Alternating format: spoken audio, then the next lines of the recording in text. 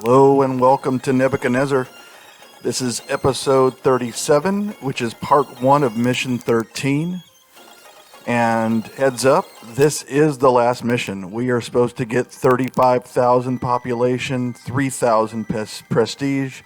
We have a new building called the Lavish Residence, and we have to get 22 of those. We have to build a monument, we have to build a palace, and we have to build the Hanging Gardens. So I'm taking a look here through all the different cities and seeing what goods we can sell, what goods we can import, and it looks like that we're going to need to get some selling right away, obviously, to get some money. And it looks like that one with 50 prestige with some grapes is probably going to be the very first thing that we're going to sell. Here I am cleaning up the map. I'm getting rid of all the foliage. People will say, oh, that's too bad. You shouldn't get rid of all that foliage. Well, I'll tell you one thing. It makes it easier to actually build, especially around the water areas, to know where you can build your irrigation pumps and so forth. But, nonetheless, anyway, that's what I did. So here we go. So we've got our basics built down there. I've got the bread going to be made. I've set up my fields for wheat. I've set up my fields for, here they come. All these people. Look at this line. Take some years to get here. This caravan of people. I've got 129 houses that are set up down here. I've set it up with a bunch of different warehouses there for all the goods. Hopefully that'll be enough, but that's kind of how I set it up. Now we've got the beer and we've got the milk that are coming in, and so I'm trying to set up a base of workers here and an economy that can sustain a whole bunch of workers. And I'm just taking a look and seeing, and sure enough, it looks like we're going to be able to get all these houses with bread and with milk fairly soon. It's going to take a little bit of time, but I've got the bread being made in 2 different spots and being shipped over. I'm running this really fast because, we've been through this many, many times. So here we go. So now I can go ahead and I can set up the city and set up the trade. And what I'm probably going to do is I want to set up where I'm going to get this wine, these grapes made. So what I did is I put them over there, and I set up the fishing industry. But there's the grapes. I'm not setting up the vineyard yet because that turns it into wine, and that's the very last thing that the elites and the residences will need. But I can go ahead and I can start exporting those grapes and making just a little bit of money. As you can see, I really don't have much money. I'm already down to 4,000. So I've got a fairly decent distribution going on here. With people, I'm resetting up some of the walkers here so that I can try to, have one side of it and then the other side of it. So I've got 2 different markets that are basically distributing bread and milk. Instead of one market and one seller walking all the way through here, I've got 2. So what I'm trying to do is just set it up so that, I can get a really good sustained population. And right now, it looks like I'm going to need to get another hauler in there and take out the pottery person and put that in a different one because the bread's just not coming in quickly enough.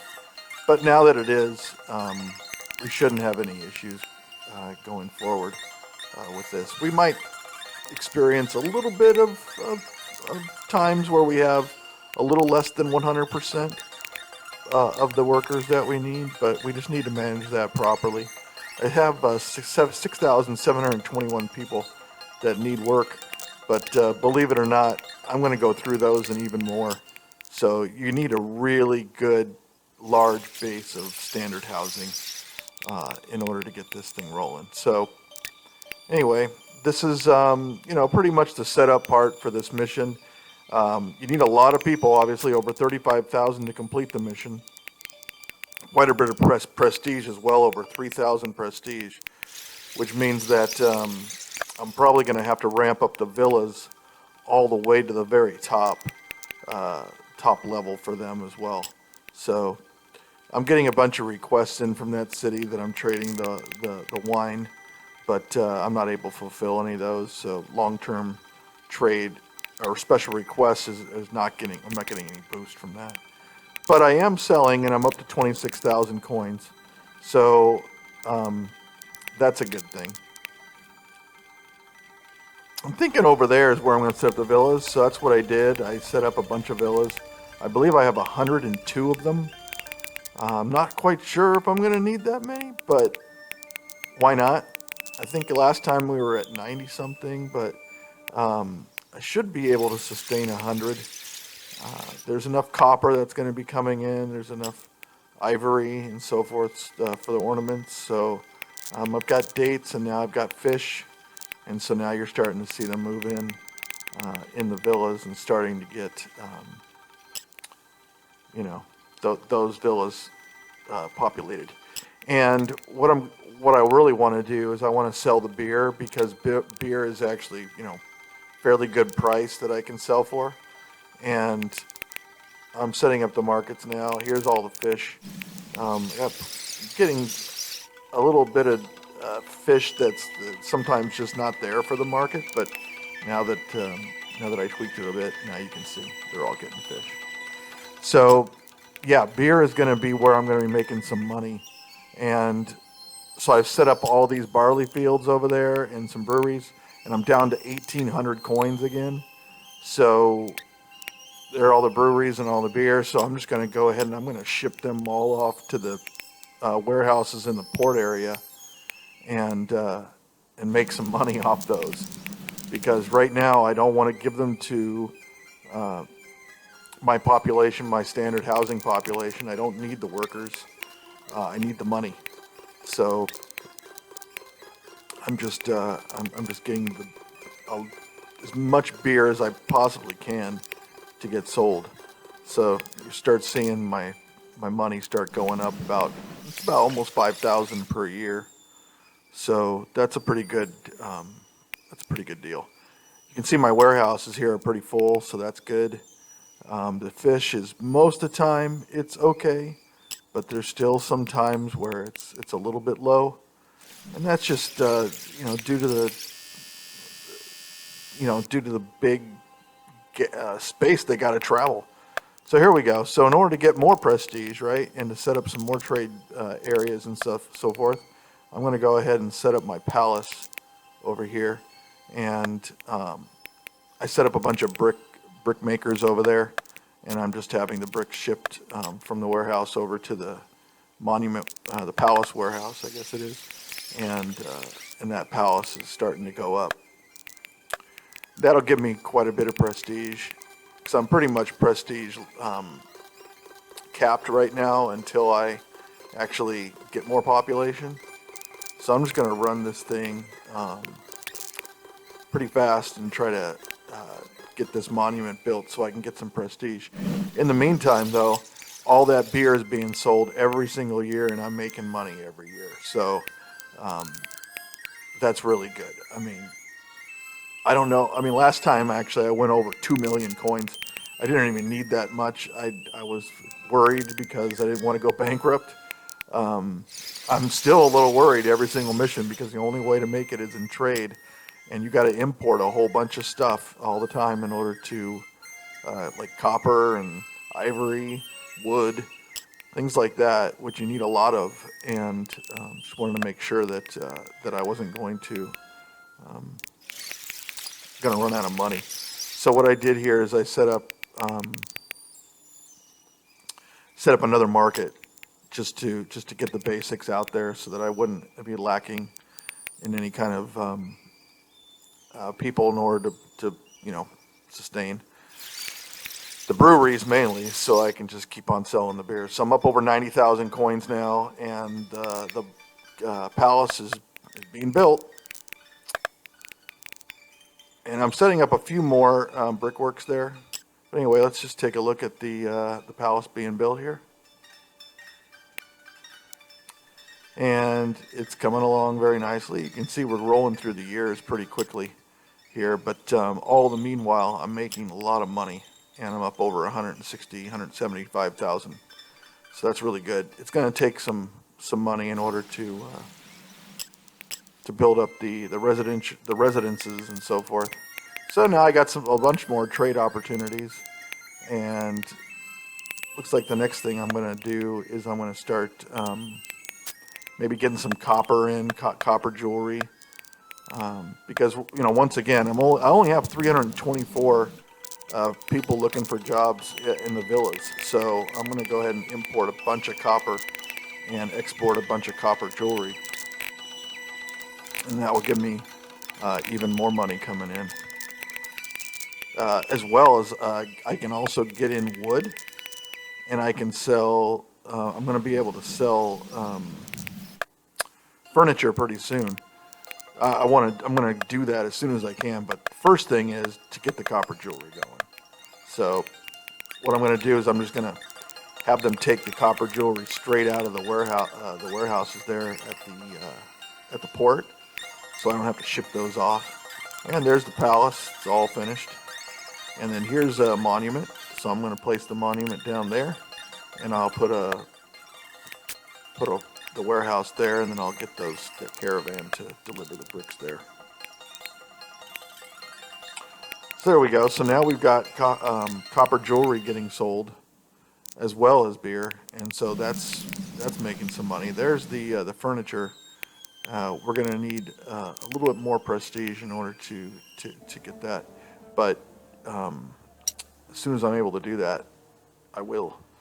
So here we go. We're up over 200,000 coins. We have our palace built, which is great. Copper jewelry. Copper's coming in. We're selling grapes. Sorry, not wine, but grapes. There's the beer getting all sold. You can see it, just tons of it getting sold. We're just putting it all in those warehouses, and it's just getting sold. Over 100 beer per year. So it's making us some good money. And the copper jewelry is getting sold as well. I am not delivering that to the population just yet. I'm just getting every single thing sold to make money. So now we have new trade opportunity, mainly due to our trade that actually went up. I can export grapes for just a little bit. I can import bricks. I can export gold jewelry, but I really don't have any gold at this point. But I can just start off trade here and get the pottery, use the pottery to kick it off. So I'm going here at normal speed, right? So just for the rest of this video, just so that you guys can see what it what things look like. I know at the very beginning it's hard to actually be able to see all that, but I'm scrolling through here. I'm noticing that I've only got 45 grapes being made, but I can now export 70 due to that new city. So what I can really do over here is I can set up another grape farm. Basically, I can get some more. So, I mean, this has been, so while I'm just doing this, so I'll show you, I'm just basically creating more irrigation, hopefully, so that I can get another grape farm in there. But I think I might have just to settle for what I've got and just use the land of what's there. But this has been a very interesting game in terms of like just what they did to kind of I would say, preserve the gameplay of old with the Pharaoh series and those type of games. Kingdom of what was it? Emperor Rise of the Kingdom, Rise of the Middle Kingdom, I think it was called. Emperor Rise of the Middle Kingdom. And that was probably, that was the last one of that Impressions series of games where they had the gates. So you can have walkers not go through certain gates and go through certain gates. That was pretty cool. There were a lot more things that you could do in there. There was obviously military campaigns. There were taxes. There was religion. There was a lot of those different things actually in those games. But they didn't have some of the intricacies that this game has, like the caravans and some of the warehousing management and so forth. So this game is different, but it's very similar. This game is a little bit more of a puzzle, I think, than the other one, where you had to, especially with the irrigation and stuff like that, that you had to really figure out kind of what you're going to do and also where you're going to place things. How, the walkers, of course, is kind of like the gates thing, but I like the walking route that you can set up. I really like that in this game, and they did a really good job. I believe there's only like a couple of people who made this, so what I'm thinking is they might have licensed this engine, or they could have built it from scratch. I think they probably got the source code from whoever has it now. It was Sierra long ago, but somebody probably just had it sitting around and probably licensed it for fairly cheap. But they did a really good job balancing this game. I mean, the balance on this game is fantastic, and especially like the end goals of the missions. You pretty much know exactly what you have to do in order to reach those, like population and prestige.